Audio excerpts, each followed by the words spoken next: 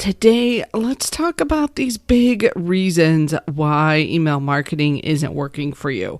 So if you're saying to yourself, I've tried it, it doesn't work, I can't make it work, let's jump in because I'm going to share some secrets that I usually only share with my paying students.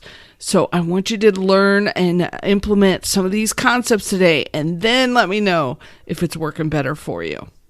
Let's get to it.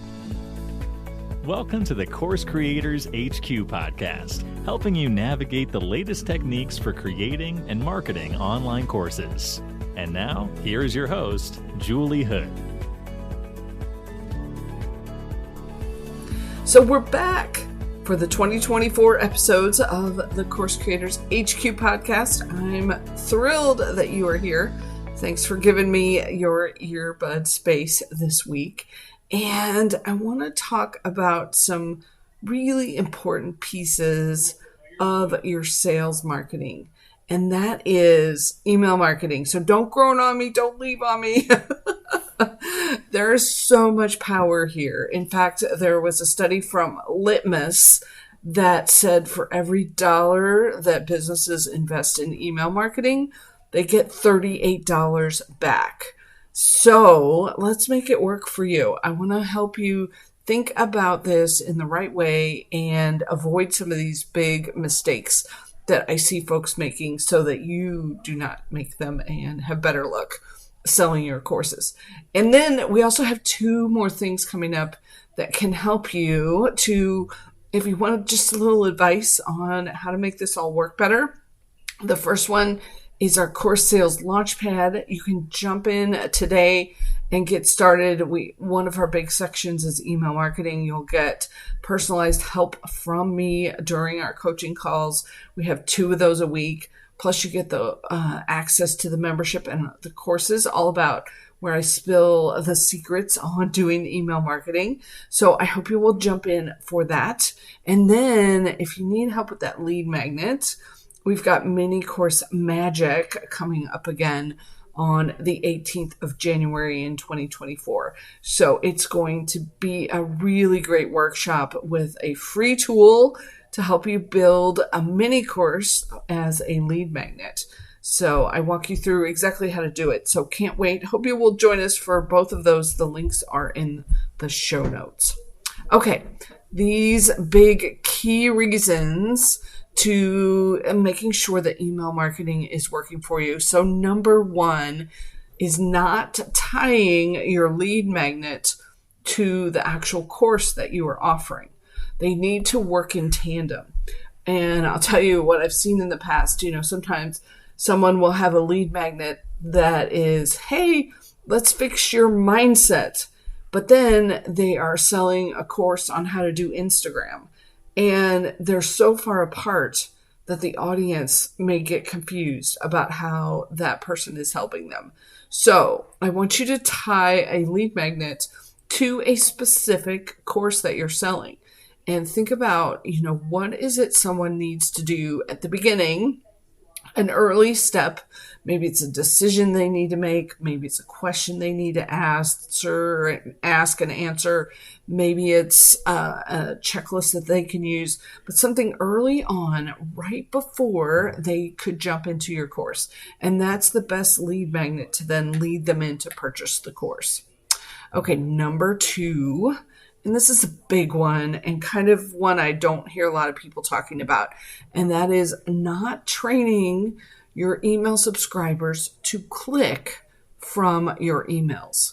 So what I mean by that is every email you send out, I want you to share something for people to click on, whether it's your stuff or something else that you're interested in or something cool that you found this week, a book you're reading, just get them used to clicking. I had a really good friend of mine who wrote incredible, helpful, encouraging emails, but she didn't share things for people to click on. And then when she tried to do a promotion, they weren't used to clicking out of her emails. And so she didn't get a lot of response. So train your audience to click.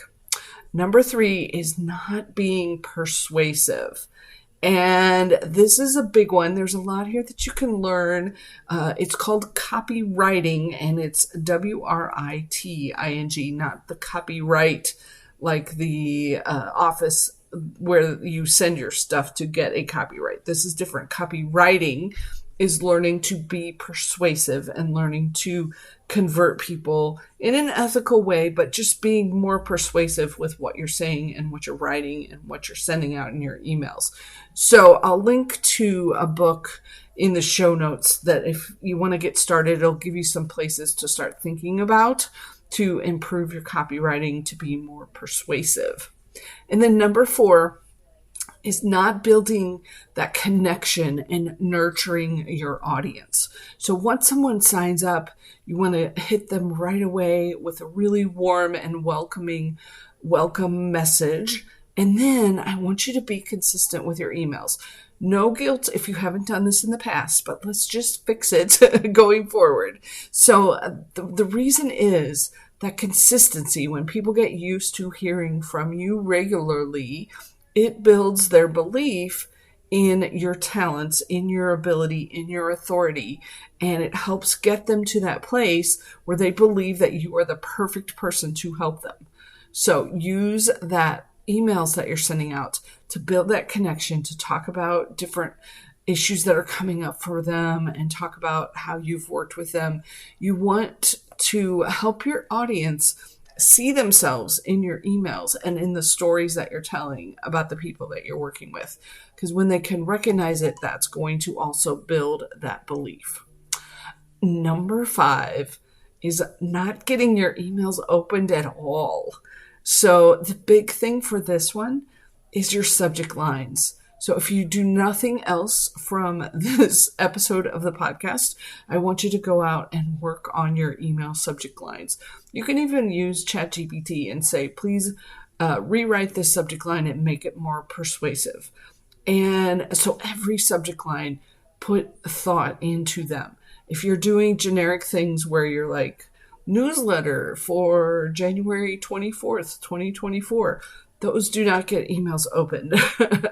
So I'm not saying to use things that are clickbaity or unclear. Just be very specific, and also that persuasive word again in your email subject line. So it's creating some curiosity and getting people to be like, I wonder what this email's about. Because then they will be much, much more likely to actually open the email. Okay, number 6 is not understanding your email math. And I specifically said your email math for a reason. So let me dig in a little bit on this one. This is looking at things like, what are my typical open rates? So when I send out an email, how many people open them?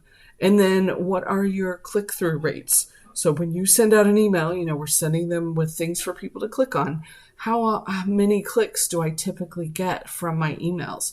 Because then when it becomes time to send out your promotion, then you can compare, okay, so did this work better or worse than I typically see? Am I getting more clicks or fewer clicks for these different promotional emails?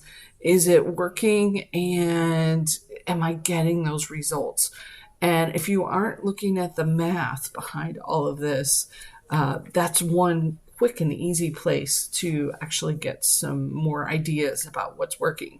So most of the email newsletter tools will give you reports. You just have to go and look for them, and they can kick these all out for you so you can compare notes on your different emails.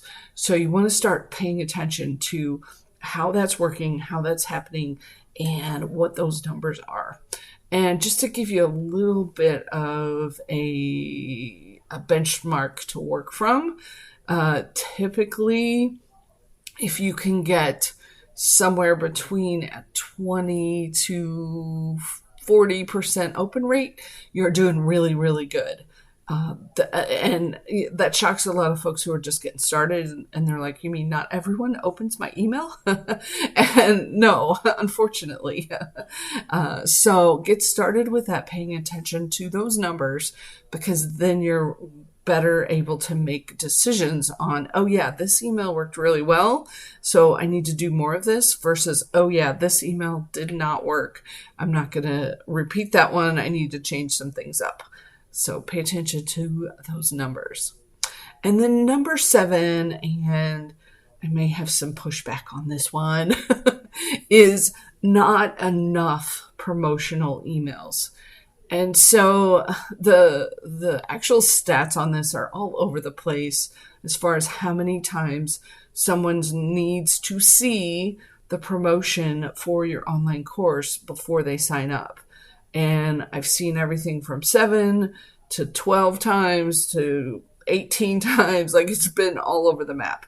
But at a minimum, that means you need to give them plenty of opportunities to hear what it is that you're sharing, to find out about your programs and your courses.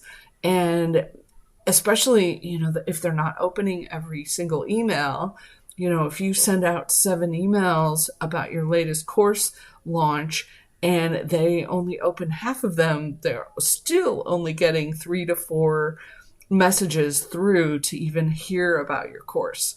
So make sure that you're sending plenty of emails, spread them out. They don't have to all be in 1 or 2 days, but spread them out and constantly kind of be mentioning, sharing, talking about what you've got going on so that your audience becomes very tied in to what's going on with you and your promotions that you have coming up. So not enough promotional emails is that last one. So I'm curious, did you get something to work on from this episode? I hope I gave you something to grab a hold of, and at least one thing that you want to be able to change. And if you want some help with all of this, please come connect with me for the Course Sales Launchpad. It's incredible coaching for the price. You won't believe. It's still on our $77 a month special pricing, and you get the option to connect with me twice a week and get all of your questions answered around this. So I really hope you'll jump in, or mark your calendar for January the 18th and come jump in for Mini Course Magic. So would love to have you for that too. So last message that I want to make sure you hear is, make sure that you jump into next week's episode. That will be episode number 177. It's going to be a longer one, but it is so good. I did an interview with an incredible creator who's built a huge business, and he had so many knowledge bombs that he was dropping the whole time. I managed to keep him on twice as long as we were originally supposed to, because he had so much good information to share. So make sure you catch episode 177 next week, and there'll be lots of good ideas in there for you. So I hope your new year is off to a great start, that you've got some things started and in place, and that we actually get to work together this year. Thanks so much for listening and being here. I appreciate you, and have an incredible week. We'll talk to you next time.